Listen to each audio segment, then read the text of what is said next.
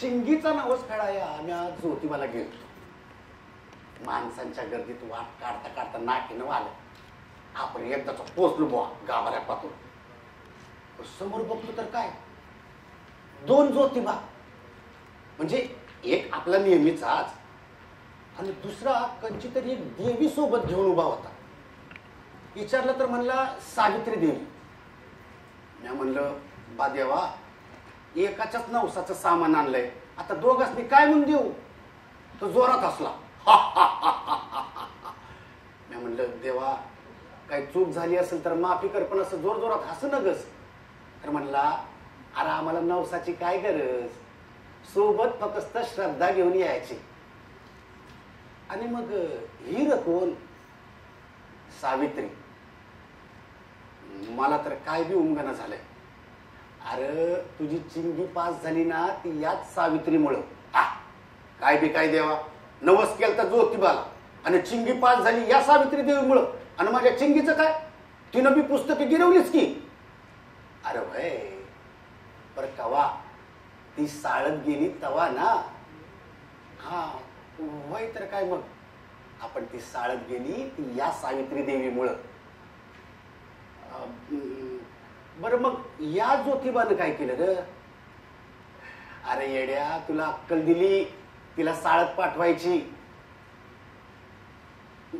मला परत काय उंगणं झालं होतं. मग तुम्हाला गावातल्या पारावर घेऊन गेला आणि बोलू लागला.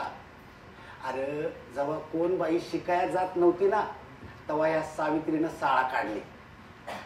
लोक लय वांगाळ बोलायची, शिव्या घालायची, शाळेत जाताना अंगावर शेण फेकायची. देवा, मग सावित्री रडत असेल ना? नाही, रडायची नाही, हसायची आणि ते शेण सुकवून त्याची पावडर बनवायची. वय कर देवा. आणि मग ते आता पावडर कुठे आहे? म्हणजे त्याची काही उधीबिधी झाली का काय? नाही, त्याची आता प्रोटीन पावडर झाली. हल्ली या पोरी ऑलिम्पिक मध्ये मेडल मारतात, वर्ल्ड कपचे, क्रिकेटचे वर्ल्ड कप जिंकतात ना, ते याच प्रोटीन पावडर मुळे. अरे बाप, लयच लक्षण आहे की हे सावित्री देवी. अरे हे तर कायच नाही, तिची किती लुगडी वाया गेलीत काय सांगू तुला. लोक थुकाचे, शेण फेकाचे, काय काय करायचे, पण तिनं मात्र ती सगळी लुगडी जपून ठेवली. वय कर देवा. आणि मग काय केलं काय ते लुगड्यांचं? अरे हल्ली त्या पोरी मिस इंडिया आणि मिस वर्ल्ड होतात ना, तीच कापड वापरून. मला तर काय बी कळत नव्हतं, काय चाललंय काय कळणच झालं होतं. मी आपला देवळातला तो भंडारा घेतला आणि हवेत उधळला. ज्योतिबाच्या नावानं चांग भलं, ज्योतिबाच्या नावानं चांग भलं. आणि मी खरा चमत्कार बघितला. उडालेला भंडारा खाली येताना त्याची अक्षरं होत होती आणि चिंगीच्या कापडाला जाऊन चिकटत होती. चिंगीची कापडं जिथं जिथं फाटली होती ना, ती समधी जागा आता अक्षरांनी भरली होती. मी तो खाली पडलेला भंडारा पटपट पटपट डबीत भरला आणि चिंगीला घेऊन घरला निघालो. आणि घरी जाऊन बघतो तर काय, त्या डबीत भंडारा नव्हताच. त्या भंडाऱ्याची आता शाई झाली होती. चिंगी आता माझी त्याच शाईनं रिव्हिजन का काय ते करत असते. सावित्री हो देवीच ती, चमत्कार दावल्यावली राहते. वय सावित्री आई, सावित्री आई, रमण तुझ्या पायी हो सावित्री आई, सावित्री आई, सावित्री आई, रमण तुझ्या पायी हो सावित्री आई, सावित्री आई.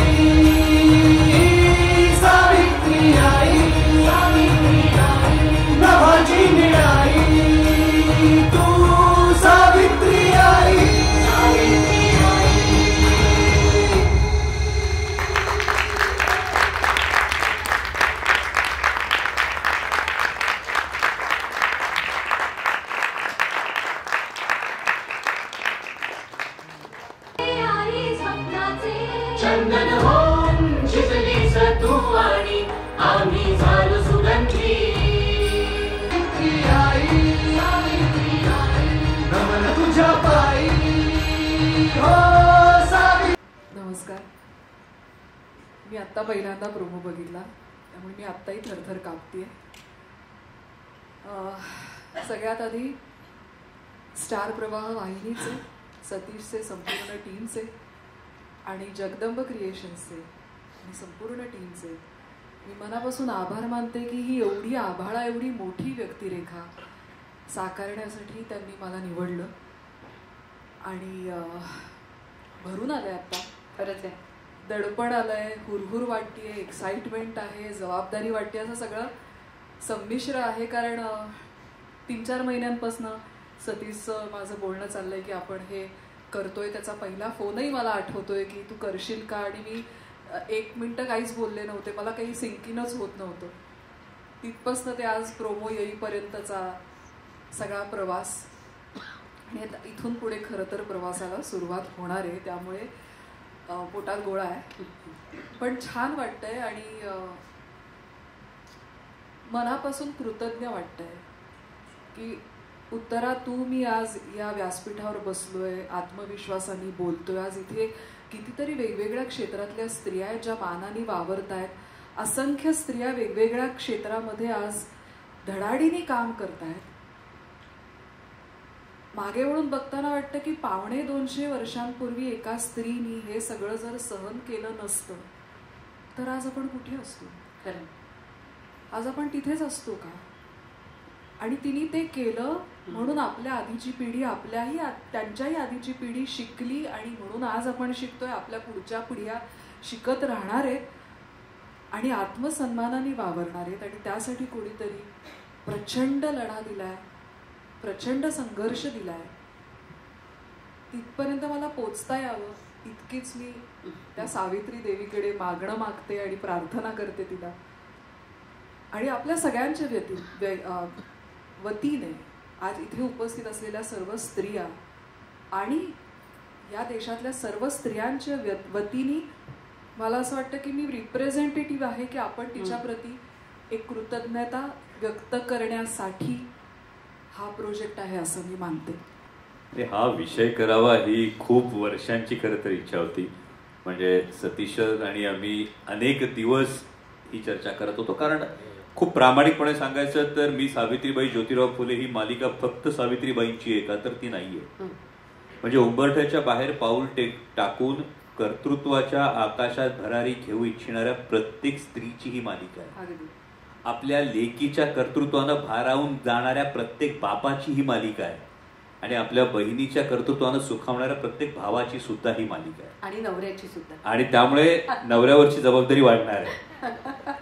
पण ही जर संपूर्ण एक हे आपण जर बघितलं तर स्टार प्रवाहाचा मी मनापासून यासाठी आभार मानेन की जगदंब क्रिएशन्सला ही संधी स्टार प्रवाहाने दिली. आणि राजा शिवछत्रपती नंतर पुन्हा एकदा स्टार प्रवाहाशी अशा एका खूप आयकॉनिक शोसाठी जोडलं जाण्याची ही एक संधी आहे. निर्माता म्हणून हो, जगदंब क्रिएशन्स साठी ही एक मोठी जबाबदारी आहे. कारण जेव्हा तुम्ही लार्जर दॅन लाईफ व्यक्तिरेखांविषयी मालिका साकारता तेव्हा तुम्हाला तो दैदिप्यमान इतिहास, तुम्हाला तो त्यावेळेचा काळ उभा करणं आणि त्या पलीकडे जाऊन तो प्रेक्षकांना करमणुकीच्या स्वरूपात किंवा गोष्टीच्या रूपात सांगत असताना मूळ इतिहासाशी, मूळ व्यक्तिरेखांशी कुठेही प्रतारणा होणार नाही याची काळजी घेणं, असे ती दुधारी खरं तर तलवार असते. आणि त्यामुळे निर्माता म्हणून हो नक्कीच जबाबदारी. पण मी जगदंब क्रिएशन्सच्या माझ्या संपूर्ण टीम विषयी अत्यंत कॉन्फिडेंट आहे. म्हणजे गंगावणे सर असतील, घनश्याम असतील, नितीन कुलकर्णी सर असतील, लतिका सावंत असतील, पौर्णिमा ओक असतील, दिग्दर्शक कार्तिक केंडे असतील, सचिन गद्रे असतील, DOP पप्पू साहू असतील, म्हणजे ह्या संपूर्ण टीम विषयी मला हा विश्वास आहे की हो, राजा शिवछत्रपतीच्या वेळी जसं एक आयकॉनिक एक कलाकृती ती सादर झाली होती, जगदंब क्रिएशन्स पुन्हा एकदा मी सावित्रीबाई ज्योतिराव फुले या निमित्तानं तशीच एक आयकॉनिक कलाकृती जी माझ्या प्रत्येक माता भगिनीच्या सन्मानाला केलेलं अभिवादन असेल अशी कलाकृती आम्ही सादर करू. वा. स्वामी ज्योतिबांच्या लागे मी चरणी, त्यांची गोडवाणी मनी घुमे.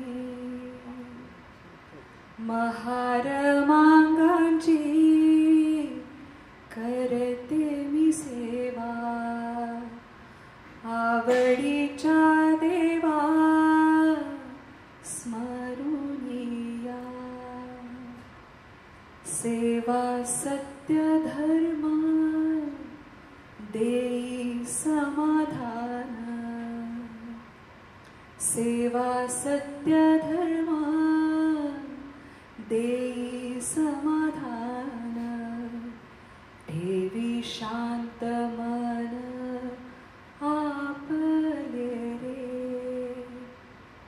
ज्योतिबांचे बोल मनात परसा, ज्योतिबांचे बोल मनात परसा, जीवाचा आरसा पाहते मी, सेवेच्या भावाने सेवा जे करीती, धन्यता पावती मानवात,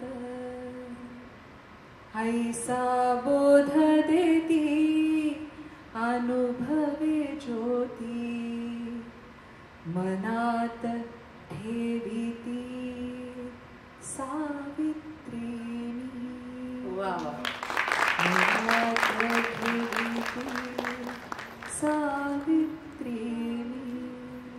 सतीश, खरं तर वेगवेगळे विषय मी म्हटलं तसं की मनोरंजन केवळ नाही तर सामाजिक भान हा विषय कायमच वाहिनीने जपलेला आहे.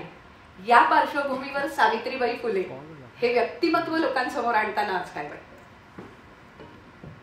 नमस्कार ताई, तुम्ही आता जे सर्व रसिक प्रेक्षकांसमोर आपले जे काही माध्यमातून सगळी मंडळी आले त्यांच्यासमोर आता जे काही सांगितलंय, खरं तर मला ते सुद्धा मांडायचं होतं, पण तुम्ही ते मांडून खरंच झालेलं नाही. पण फार महत्त्वाचे मुद्दे तुम्ही मांडलेत आणि खरं तर म्हणूनच अशा व्यक्तिमत्वाचं कौतुक करणं, सन्मान करणं आणि त्या व्यक्तिमत्वाची गोष्ट सांगणं हे फार कर्मप्राप्त आहे. आज वाहिनी म्हणून मला खरंच जिओ स्टारचे खूप मनापासून आभार मानायचे आणि त्यांचं अभिनंदनही करायचंय की अशी एखादी मालिका, असा एखादा विषय आपण रसिक प्रेक्षकांसमोर घेऊन येतोय. करमणूक जे नेहमीची दैनंदिन मालिका असतात ते तर आपण करतोच, पण हा एक ब्रँड, ही एक वाहिनी अशी आहे ना जी सामाजिक बांधिलकी फ्रंट फूटवर ठेवते. आणि त्यामुळे तुम्ही मगाशी म्हणाल्याप्रमाणे जर अशी गोष्ट आपण रसिक प्रेक्षकांना नाही सांगू शकलो, ज्यांनी समाजकारण किंवा ज्यांनी समाजासाठी इतक्या मोठ्या गोष्टी केलेल्या आहेत, त्यांनी कम्प्लिटली रूप बदललं समाजाचं. आणि ते बदलताना स्वतःमध्ये काय बदल घडले, त्यांच्या आयुष्याची गोष्ट कशी उलगडत गेली ती सरसकट नव्हती. आपल्याला सगळ्यांना माहिती, आपण वाचलं असेल. पण ही मालिका सादर करताना ज्या गोष्टी आमच्या डोळ्यासमोर आल्या, तो प्रवास, जसं तुम्ही मगाशी म्हणालात की त्यांचं लग्न झालं त्या 8 का 9 वर्षाच्या होत्या. ज्या वयात आपल्या आज इथे अनेक जण असतील ज्यांची लग्न झाली असतील, त्यांना मुलं असतील, मुली असतील. आज मला माहिती, मला पण एक मुलगी आहे. 8 वर्षाच्या मुलीला हल्ली कोणत्या कोणत्या गोष्टींची जाणीव असते आणि त्या काळात जेव्हा एका 8 वर्षाच्या मुलीला आता ही मुलगी वयात आली, आता हिचं लग्न लावून दिलं पाहिजे, तिथून ते आज आपली इंडियन वुमेन्स क्रिकेट टीम जेव्हा वर्ल्ड कप जिंकते, त्या एका बाईच्या धाडसामुळे तिच्या पाठी खंबीरपणे उभा राहिलेला तो महात्मा, ज्याला आपण महात्मा ज्योतिबा फुले म्हणतो, ती व्यक्ती जर खंबीरपणे त्या बाईच्या मागे उभी नसती, त्या बाईनी त्याचा खंबीर सपोर्ट घेऊन आज त्या बाईनी स्वप्न नसते बघितले, तर ती सगळ्यांची सावित्री आई झाली नसती. आज त्या स्वप्नांची गोष्ट आणि ते स्वप्न साकार करताना तिला पडणारे अनेक प्रश्न, तो जो प्रवास होता, त्या प्रवासाची गोष्ट सांगणं फार क्रमप्राप्त आहे एक वाहिनी म्हणून. आणि आज महाराष्ट्राची सर्वात आघाडीची वाहिनी जर या वाहिनीने ही गोष्ट नाही सांगितली, तर मग कुठेतरी आपण कुठेतरी कमी पडतोय असं वाटतं. त्यामुळे मला असं वाटतंय की हा एक खूप सुंदर प्रयत्न आहे आमचा आणि ही गोष्ट उलगडण्याचा आमचा अट्टहास आहे. ह्या गोष्टीवर आम्ही गेले अनेक वर्ष काम करतोय आणि खरंच खूप आनंद होतो जेव्हा इतकी महत्वाची गोष्ट आपण सर्व रसिक प्रेक्षकांसमोर एक गोष्ट स्वरूपात घेऊन येतोय जी रोज रसिक प्रेक्षकांच्या भेटीस येईल आणि माझी खात्री आहे ती रोज एक असा प्रश्न उपस्थित करेल, एक असं वळण रसिक प्रेक्षकांना देईल ज्याच्यामुळे सगळे रसिक प्रेक्षक विचार करतील की आज आपण जिथे आहोत त्याच्यासाठी काही माणसं, काही लोक, काही महात्मे, काही क्रांती ज्योती, काही क्रांती सूर्य जबाबदार होते आणि ही गोष्ट ही त्यांची गोष्ट. म्हणून ही गोष्ट सांगण्याचा आजही अट्टहास आहे, कारण का ही जबाबदारी